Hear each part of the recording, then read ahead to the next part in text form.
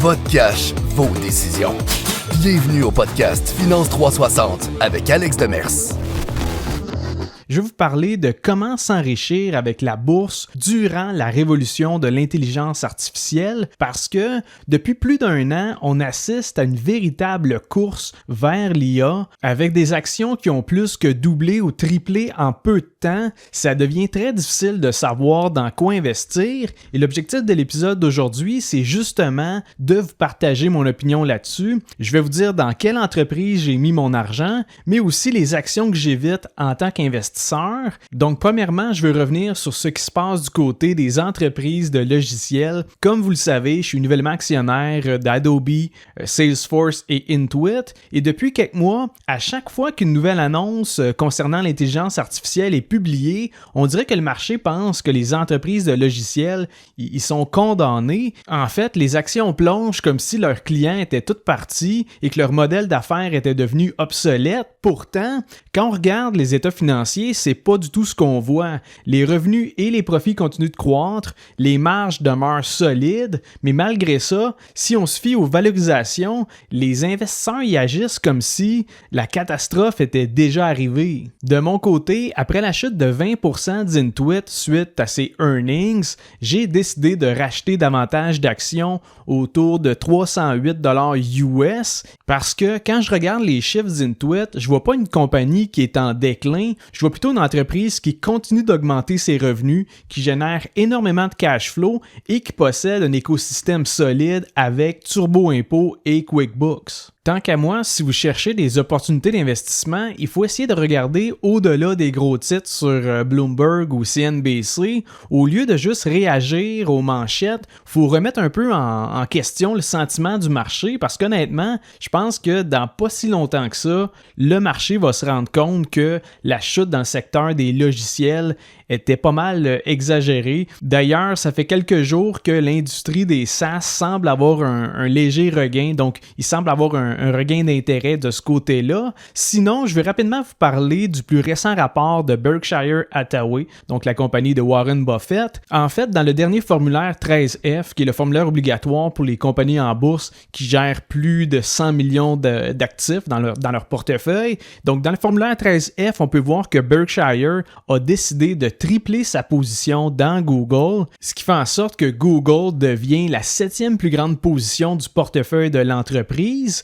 Et en même temps, l'autre chose qui m'a sauté aux yeux, c'est que Berkshire a également liquidé plusieurs positions importantes. On peut voir qu'ils ont vendu toutes leurs actions d'Amazon, de Domino's Pizza, de United Health ainsi que Visa et Mastercard. On se rappelle que Greg Abel a remplacé Warren Buffett comme PDG de la compagnie et comme c'était le premier trimestre sous sa direction, on peut supposer que c'est Greg Abel qui a décidé de vendre ces titres-là. Faut savoir qu'évidemment, toutes ces actions-là avaient été choisies initialement par Warren Buffett. Donc, le fait de voir autant de positions qui sont complètement liquidées, pour moi, ça me donne l'impression que le nouveau PDG a décidé de faire un petit ménage du printemps dans le portefeuille de Berkshire Hathaway. Mais si on revient aux entreprises liées à l'intelligence artificielle, ma stratégie, ce n'est pas d'essayer de deviner quelles actions vont monter demain matin. En fait, ma réflexion, c'est plus d'évaluer quelles entreprises vont vraiment profiter de l'IA sur un horizon de 5 à 10 ans.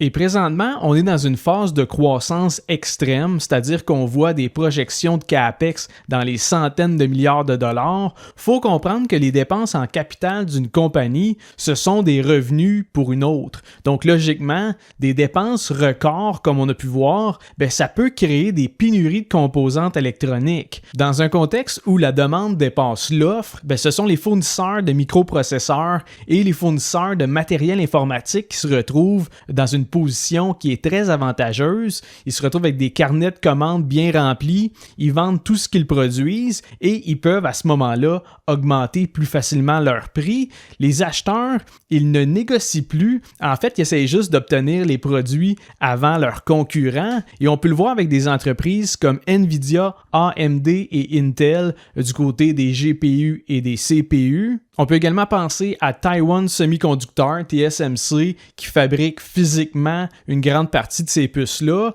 ou encore à ASML qui fournit les équipements spécialisés pour la production de microprocesseurs. On observe la même dynamique chez Micron avec la mémoire vive, ce qu'on appelle les braquettes de RAM. Même chose pour Seagate avec les disques durs ou SanDisk avec la mémoire flash, les SSD. On peut voir ça aussi avec Dell du côté des serveurs qui sont dédiés à l'IA. Et plusieurs de ces titres-là ont justement connu des hausses spectaculaires. SanDisk est pour moi le meilleur exemple. SanDisk a grimpé d'environ 4300% sur 12 mois. Une hausse de 4300%, ça signifie que 1000 $ investis, c'est devenu 43 000 $ en un an. Tu sais, quand tu vois des chiffres comme ça, c'est normal que tu aies l'impression de passer à côté de rendements qui sont ahurissants. Personnellement, parmi les fournisseurs de composantes, moi je suis actionnaire d'AMD et d'Intel, donc je suis bien exposé au secteur des microprocesseurs. Et même si je pense que plusieurs de ces entreprises-là pourraient continuer à profiter de la situation pendant une couple d'années, elles ne m'intéressent pas tant que ça pour le long terme. Et la raison est simple, ce qu'on observe présentement, c'est alimenté par un déséquilibre entre l'offre et la demande, mais lorsque le déséquilibre va finir par se normaliser, tout d'un coup, le marché va les trouver pas mal moins attrayantes. Faut réaliser que depuis un peu plus d'un an, plusieurs fournisseurs de matériel informatique, ils vivent une période qui est exceptionnelle, là. C'est du jamais vu, et même si il est fort probable qu'ils continuent leur ascension,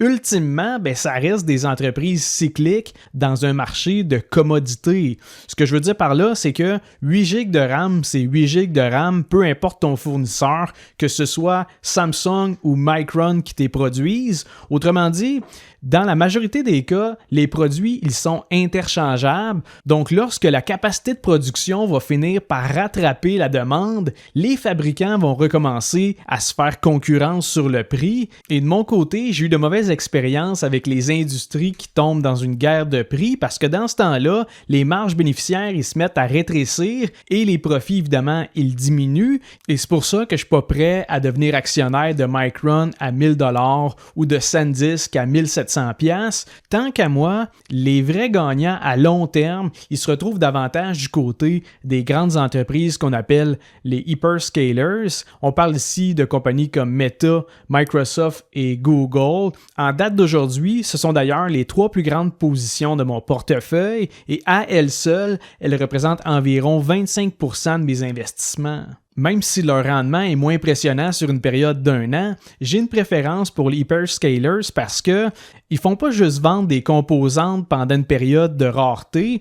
Ces compagnies-là, elles possèdent déjà les utilisateurs, les données, les plateformes et surtout les moyens financiers pour intégrer l'intelligence artificielle dans leurs produits qui sont déjà existants. Au fait, Google est probablement un des meilleurs exemples d'intégration et de monétisation de l'IA. Comme vous l'avez sûrement remarqué, lorsque vous faites une recherche sur Google aujourd'hui, vous obtenez un résumé qui a été généré par Gemini. Et de cette manière-là, Google, c'est l'un des rares grands joueurs dont les utilisateurs utilisent déjà activement leur modèle d'IA, même si la plupart du monde s'en rendent même pas compte. La meilleure façon de rentabiliser rapidement un modèle d'intelligence artificielle, c'est de le distribuer à grande échelle dans un écosystème qui est déjà bien établi. Google, ils ont déjà la distribution avec leur moteur de recherche et avec YouTube. Microsoft, c'est avec leurs utilisateurs de la suite Office, avec LinkedIn et Azure. Et même principe pour Meta qui va utiliser ses plateformes Facebook, Instagram et WhatsApp. Et c'est le point que je veux mettre de l'avant. Oui, une entreprise qui vend de la mémoire vive ou des disques durs, elle va profiter temporairement des dépenses initiales, c'est-à-dire qu'au début, leurs bénéfices vont exploser comme on le voit en ce moment, mais le fait est que la demande, elle va finir par diminuer quelque part dans le temps, tandis que des entreprises comme Google et Microsoft, une fois que l'infra est mis en place, eux autres, ils vont pouvoir profiter de l'utilisation grandissante de l'IA pendant plusieurs dizaines d'années. Et pour être franc, je pense qu'en ce moment, les opportunités les plus impressionnantes, elles ne se trouvent pas dans les entreprises technologiques. À mon avis, plusieurs compagnies plus traditionnelles vont surprendre davantage le marché dans les prochaines années, juste avec les gains de productivité qu'elles vont réaliser avec l'implantation de l'IA. Je pense à des gros détaillants comme Walmart et Costco ou des entreprises industrielles comme John Deere ou Caterpillar. Je pense également aux institutions financières comme les banques et les assureurs. Ce genre d'entreprises-là vont bénéficier énormément de la productivité qui est gagnée avec l'IA. Pourtant, en ce moment, les investisseurs, c'est pas ça qu'ils regardent. On focus davantage sur les grosses compagnies technologiques, les fournisseurs de composantes électroniques. Dans le fond, on se concentre uniquement sur l'infrastructure derrière l'IA et non pas ce qu'on va gagner dans le futur avec celle-ci. Encore là, ça ne veut pas dire qu'il n'y a pas d'argent à faire à moyen terme avec les entreprises qui fournissent les composantes. Comme je vous dis, cette frénésie-là pourrait durer encore quelques années. On est peut-être au tout début du cycle des grosses dépenses en capital. Oui, le CAPEX semble énorme, mais là, on parle juste de l'IA. On n'a même pas encore commencé avec la robotique puis les véhicules autonomes. Donc peut-être que, comme je vous dis, c'est le tout début au niveau des dépenses pour les composantes en électronique. Mais pour le long terme, de mon côté, je considère que les vraies opportunités ne se trouvent pas dans les actions qui montent en flèche depuis 1 an. Oui, c'est un très beau momentum, mais de mon côté, je mise davantage présentement sur le secteur des logiciels. Je mise sur une remontée de ce côté-là.